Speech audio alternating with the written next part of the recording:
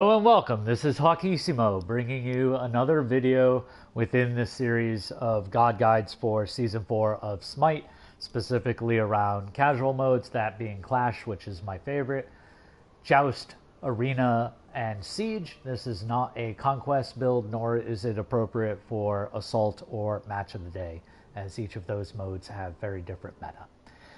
So, today we're going to talk about Hades, King of the Underworld. He is a Greek mage.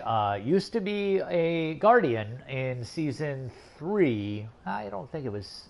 I think definitely in Season 2. I think still through the beginning of Season 3. It's been a while. But he is now a mage, and recently his kit got a little reworked to strip some of the health and protections that he had in favor of increasing his damage to have him fall more in line with how the classic mage kits work. And as such, any old guide that you're looking at is a little bit out of date as a consequence, which is why it's always important to put what patch your guide is current through. So with that said, you can see that he's one of my Diamond Gods. He was one of my earliest of Diamond Gods, but I continue to like to play him in all modes, including Conquest.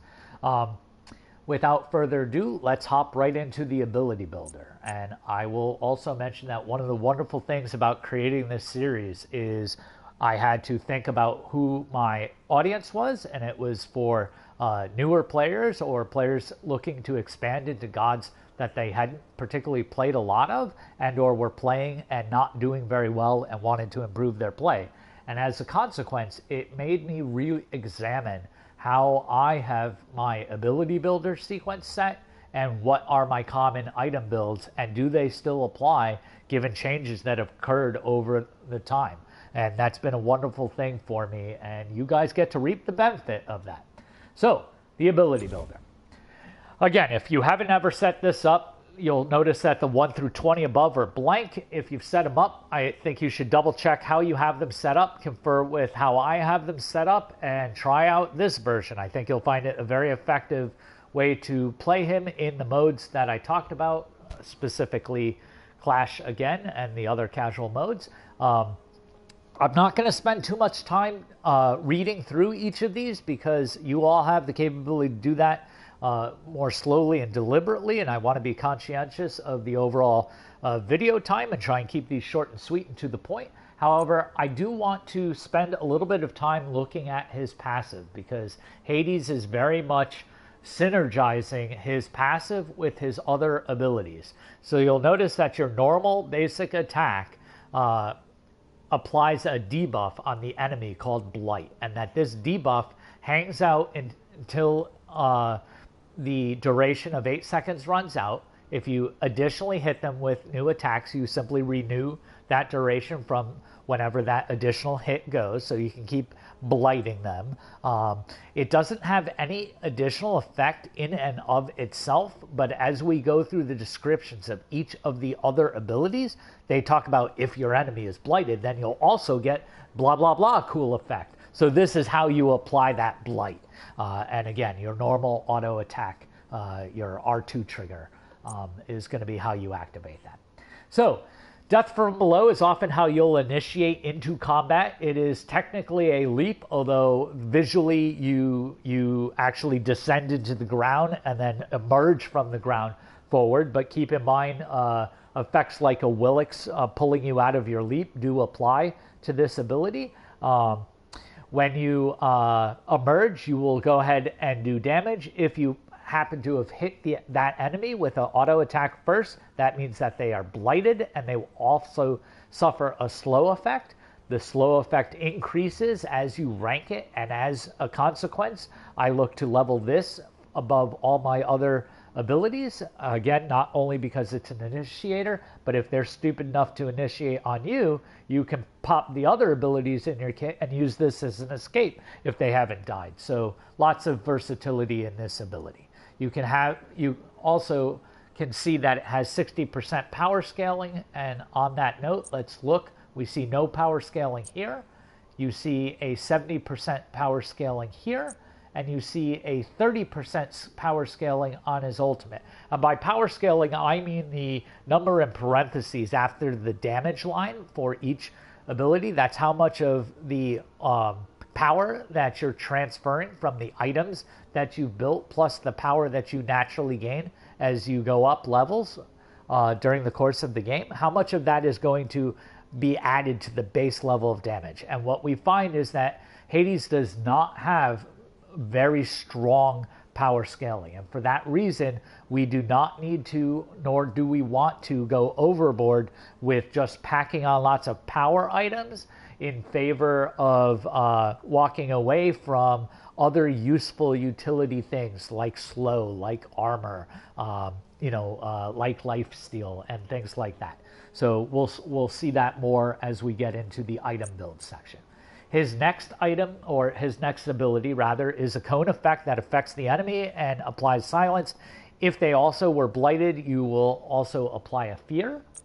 The next one is a radius around you. It's a smallish radius. It's only 20 units, but you will do damage to them. People often forget that Hades has heals in his kit, and the heal only comes into play when you blight them, as it's noted there. You'll do additional damage to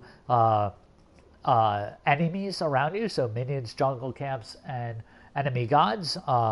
And you'll also get the additional healing to yourself and your allies that are in that tight quarters with you. So something to keep in mind. You'll also notice that the cooldown on this reduces as you get lower and lower level. And with that in mind, I kind of want to pop up here and remind you that this cooldown is 14 flat and never decreases without you building cooldown. So I'm going, when you look and study what I've built above, it's really around trying to get you to that 14-second mark so that you can pop each of these abilities. His ultimate does not get a lot of extra damage per level, at least that's the appearance, but you have to multiply that number by 8 because it's a damage over time or a dot effect. So you're getting it every half second over 4 seconds for a total of 8 ticks. It's that radius of doom. I like to think of it as quicksand that you're casting around you if you blight them. And you definitely want to blight at least your primary target before you pop this ult.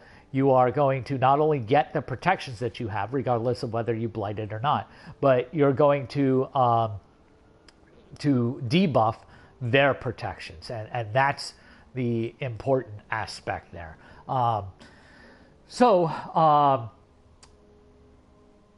The only other thing I want to mention is there is an alt ability configuration sequence that you can experiment with once you get used to this god, and that's by moving his 2 a little bit earlier into his sequence in favor of Devour Souls, because this can make it so that you're a 1v1 assassin. And how does that work, you may be thinking? Well, it works because you can really pop the Shroud of Darkness on your enemy. And once you've gotten to 1.5, so rank 3 or higher, that silence is preventing them from using any of their abilities, using relics, using potions. And that often leads to their death as you then continue to burst them down. So for that reason, he can play a little bit different than you might be used to the typical Hades playing. But I think that the above sequence is a very balanced way to go. With that said, we're going to hop into the item builder. As always, I'm going to give you an A build and a B build. And for people who are familiar, I'm going to do something different. For the first time in this video series, I'm going to quickly show you right away the A build, which you can see, and what the B build looks like just by deselecting these and coming right down to the B build. And there's your B build. And then your flex pick items are going to be right here in this defensive line for when you're ready to sell your item or your starter item. So the Y is what I hope you're waiting for, and I will get to that right now. So let's deselect this and hop right into the A build. So the A build is really like all my gods, going from top to bottom, left to right. you're going to go right across the starter line and start building each of one of those. You want to finish them before moving to the line below, etc., etc. So we're going to go pen boots, and you definitely want pen boots with Hades. You want all of that tick damage to penetrate as much as possible and not be mitigated, because dot damage tends to be a lower amount, so you do not want that descaled by armor. You want to punch right through that armor. Very important. Because you are often an initiator, and no matter what, when you pop your ultimate, you're a sitting duck, you're going to want health pots, and I find the Chalice is very efficient in Clash and the other casual modes, where you return to Fountain much more frequently than in Conquest, for instance. I think getting wards is fantastic. Failing that, go ahead and pick up a blue pot. I tend to only carry one, maybe two, as situational get out of jail free circumstances. Hey, it looks like I might start to run out if I burst all my things. Let me take a potion so I can continue to linger in the upcoming fight or continue my escape mechanic. But otherwise, I don't want to get too heavily vested into blue potions. Okay, so the core is really going into Bancroft's Talon, followed by your Penetration Spear, and this is the one that works best for dot mages because of the stacking effect that's there. So you get the wonderful 15 flat pen plus the additional reductions that go with the stacks. You want some armor and cooldown with Hades. The fact that it also has 20% CC reduction and a wonderful passive that mitigates 15% of damage when you get hit by a hard crowd control effect. Can you say exactly what's going to happen when you pop your ultimate? Yes, you can. Look to the Spirit Robe, my friends. It will serve you well. Finally, you're going to go into your big power item. You'll notice the big power spike that happens. We go from 215 power to suddenly 425 at 20th level, admittedly. This is where I have you showing. And then when you're finally ready to sell your starter item, you're going to come down into this line, which is situational. I'll talk about those situations after I talk about useful relics. Of course, you get one free relic at first level and one free relic at 12th. You can upgrade your relics at any point for the low cost of 500 gold. I often wait till late game depending on what the enemy composition is. I find that Purification and Aegeus or Sanctuary are the go-to items not only in Conquest but everywhere. However, certainly think about the fact that you're initiating, and if you pop Thorns, then use your one to close the distance, auto attack them, and pop your ultimate, or maybe use your one, go ahead and use your two to silence them, auto attack them, and pop your ult. That way the blight is there for your ult. Always remember that. If you cast this relic first, you'll start reflecting 40% of the incoming damage that's going to be dealt to you. I believe you, me, the enemy team will try and focus fire you down as you go through that 8-tick cycle of doom. Finally, please excuse the coughing. I'm coming down with a little bit of a cold here.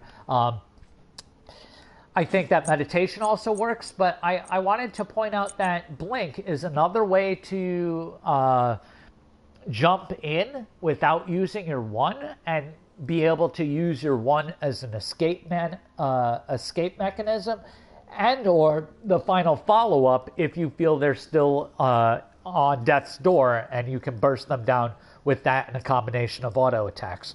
So I think that's very viable. Bracer of Undoing, again, you're going to eat a lot of damage while you're sitting in your ult, and the team is trying to focus fire you down, which is why you're running Bancroft's Talon and why you're running Spirit Robe. Bracer of Undoing in 4.10, which should be coming in a couple days on console, will get even better because the time frame is going to increase to 5 seconds. So certainly worth doing. Also, the fact that it brings the cooldown on all your abilities, reducing them by 3, lets you get your cycle back up quickly. That can be very useful as well. So all of those very viable choices. So let's get back to the build itself. The flex choices. Hey, if you have other magical folks, i.e. other mages and guardians on your team, and or you find that the enemy team is building magical protection and or naturally tanky, this defensive item is great purchase because it provides you with power, magical resistance, and it reduces the magical armor for the enemies, for not only your attacks but your allies. I think Gauntlet of Thebes is a wonderful aura item because you're combining health with defense to yourself. You're also giving that defense to your team. But again, we're talking about that effective health combining with Spirit Robe lets you really become more of that old Season 3 tanky Hades. This is a reasonable cloak because of the 60-60 protection. Keep in mind you don't gain health with it, so it's not as effective as stacking health on it. However, that one burst of stun that occurs when you get below 30% life can often let you survive.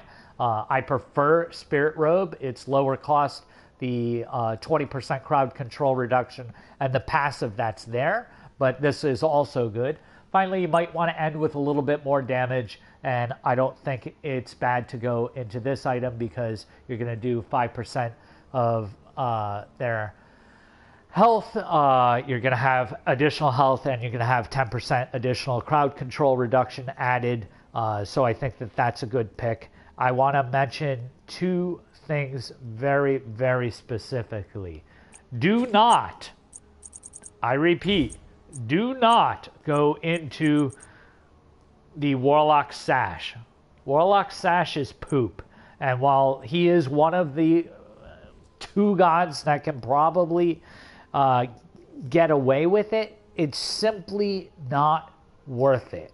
The time that it takes you to grow those stacks is better served by other items. For instance, picking up the rod. You have a heal in your kit. Even without your heal in your kit, you're going to have your natural healing and potions, and you're improving those.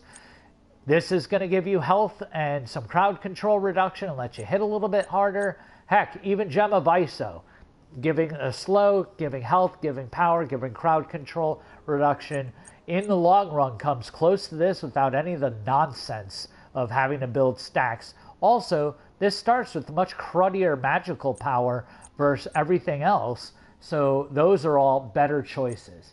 Likewise, if you're really starving for health, you can go into Book of the Dead, which gives you 200 health, gives you the 100 magical power, it gives you 20% lifesteal, and then further adds to effective health by letting you build up a shield that can provide up to 20% of your current health as the cap for that shield that has no duration. You charge it up by doing damage, and the 20% lifesteal is the amount that scales over to build up that shield. That is by far a much better value than going into the slow, horrible power curve, ridiculous Warlock Sash. And I'm not the only one who talks about that. You can watch Duke Sloth's videos about why you should double stack, for instance. So that's the first of the caveats. The other is that I will say that Book of Thoth always remains a strong item, and it does not need to be built early in the belt or build. And the reason for that is it's flat out awesome right on its initial purchase without any stacks whatsoever. I think the utility and the health that comes to bear for Hades as an initiating mage is more useful. However, he will hit a lot harder with his abilities if you pick up the Book of Thoth. So why is it useful without? Well, first off, it starts out at 100 power. It has some MP5, not that you buy it because of that. It has some mana, again, not that you buy it because of that, but because of the second sentence of the passive, that additionally 3% of your mana is converted to magical power. So if you're picking this up, in your last slot, that means that you should be around that 20th level, right? And at that point, you have plenty of mana. So let's, in fact, not do the theoretical, but let's look. So if I've built the full build and then add this, we suddenly go from 400 flat power, you can see in the right-hand column, to 575, and my physical attacks, or my basic attacks rather, go from 158 to 193, and they'll get better with time. But that's that worst case scenario, that your game is dragging out beyond that 20-25 minute mark, and you've been failing to push your objectives, your towers, your phoenixes, and that pesky enemy titan to win the game. Probably dorking around too much trying to chase kills and assists and forgetting it's an objective-based game, and your kills and assists don't win you the game. They just waste time. Push those objectives, folks. That's the mechanism to win in every MOBA, including Smite. So now that I've gotten off that soapbox, let's take this away and hop into the whys and wherefores of the B build. So you would still start with this item. A word on Sands of Time. Sands of the Time is the go-to item for mages. Yeah. I know that there are the proponents that talk about, hey, Hawk, but why shouldn't I use Soulstone? Or what about Vampiric Shroud? Wouldn't that 4% lifesteal help? No, it's not going to help. You hit for 100 points of damage, you can get 4 points of lifesteal. Whippity-doo!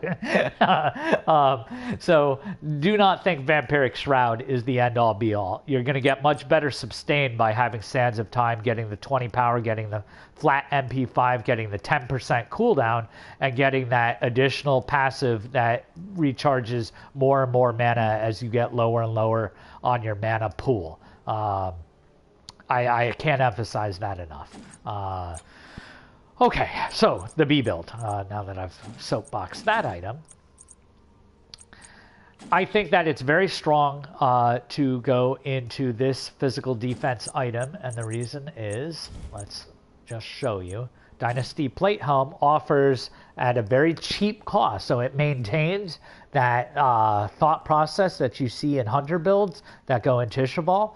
Right away, that it's cheap and has a lot of versatility. So you're getting power, you're getting physical protection, and you're getting penetration early and cheap, and will help scale you into the later part of the game. Here you can see I instead of going Bancrofts, I kowtowed to the idea of, hey, Hawk, I want some more health, and I want it now. Sure, okay, go ahead and pick this up, keeping in mind that Bancrofts can get you twice the amount of effective power and lifesteal if you get bursted down in damage. And since your ultimate freezes you in place, that tends to be an issue. You go ahead and you add more penetration because, again, you are a dot mage off your ultimate. So you really want each and every one of those ticks to hit as hard as possible and get them to true damage. Let's spend a moment more talking about the different types of penetration, since I haven't created a separate video that talks about that. So these three items are flat penetration. This is a percentage pen. Percentage pen is better late game. Do not build it early. People don't have big defenses in the beginning. So let's say they built one one magical defense item and have a whopping 60 magical defense. You've reduced it by 33%. Whoopity-doo. You've taken 20 off. You could have done that with this item. Had much better power. You could have also had 10% cooldown and a better passive.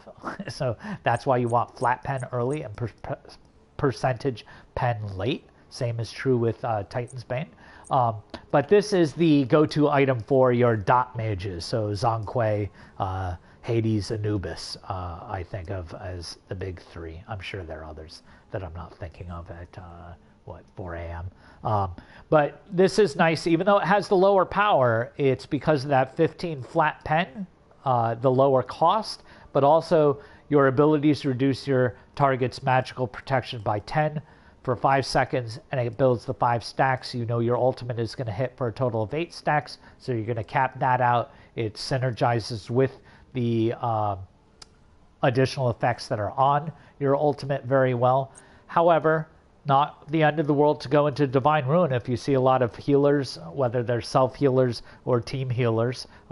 Divine Ruin is certainly great. Keep in mind that anti-heal items also apply to lifesteal, so shuts down all that nonsense, shuts down med, shuts down potions and relics, so certainly worthy of consideration as a flex pick.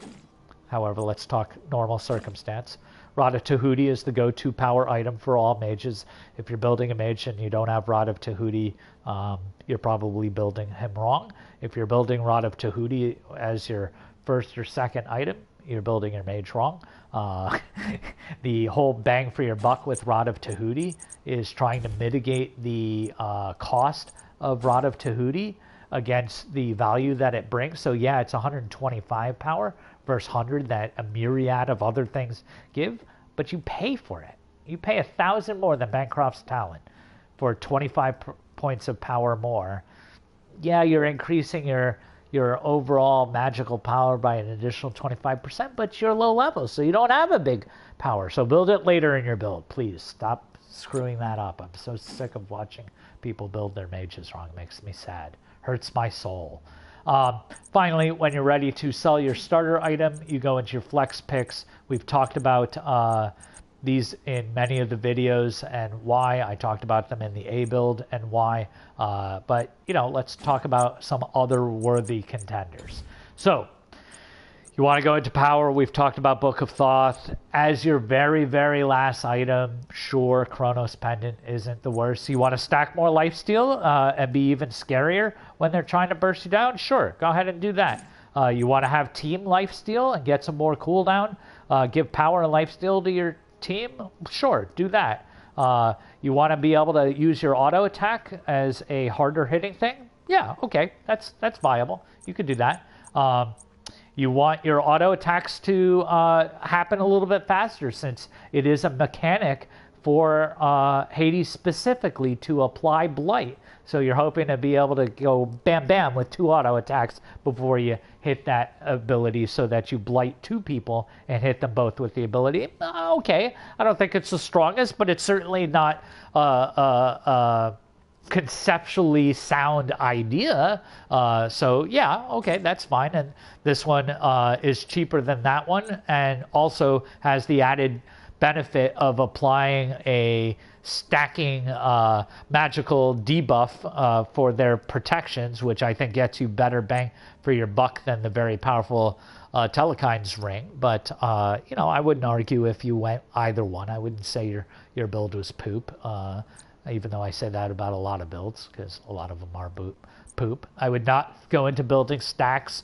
Yeah, it's a nifty item as long as the game's going well, but you know, there are too many times that you just get bursted down and then you have to rebuild. Why do that when you could go into something like Book of Thoth, which is just flat out cool without a single stack, unlike Warlock Sash, which is poop without any stacks. So I think all of those become viable. You want to add more armor. You want to take Obsidian Shard because your hunters have been slackers in pushing objectives, and now you've got to pick up the weight of that cross and do some of that objective melting yourself. Okay, sure. And or you see guys with even more magical protection. Again, you have pretty good penetration in these builds because I gave you your pen boots and your pen item. And remember, there are additional stacks in that and additional stacks in your ultimate as long as you've applied Blight first. But certainly would not argue in that last slot. So I think I've given you a lot to chew on in terms of a Hades build. I hope this means more quality Hades players, because I think Hades is one of those wonderful gods that helps set up the rest of the team to get the most out of their abilities by making it easier to hit their combos, easier to hit their ultimates. If they're skill shots like Kuko's ult, since you freeze them in place, he can initiate, he can assassinate, you know, he has some movement to him, so the silence just makes mages want to cry. Hell, it makes guardians want to cry, or ability-based hunters for that matter. So a lot of Zuzu to this character. I hope you enjoy playing him. If you found any of the content here helpful, please click the like. I implore you to subscribe, clicking the bell icon will notify you whenever I post new content, and I am posting content with great regularity. If you have comments, questions, I'm more than happy to reply. I'm checking YouTube every day or two, and often several times a day, and I'd be happy to respond. Heck, if you have requests for God guides or different things like, hey Hawk, where should I be warding in Clash? Or, tell me more about penetration. I'm happy to cover those kinds of topics. Just fill in the comments. As always, I want to thank you for watching through, particularly if you made it through the end of this video where I went a little soapboxy and praising the good Hades players and damning the bad Hades players. But, you see a lot when you put over 2,000 hours of game time into Smite, and sometimes it just drives you nuts. So I've seen a lot of bad Hades play and a lot of bad Hades builds in the last 2 days. So that's why I jumped right ahead. And oh, by the way, I think Hades is one of the early gods to branch out to once you've gone through your free rotation mages. I think he brings a lot of Zuzu to the table. So with that, I will conclude this video. Thank you for watching, and this is Hawkissimo signing out.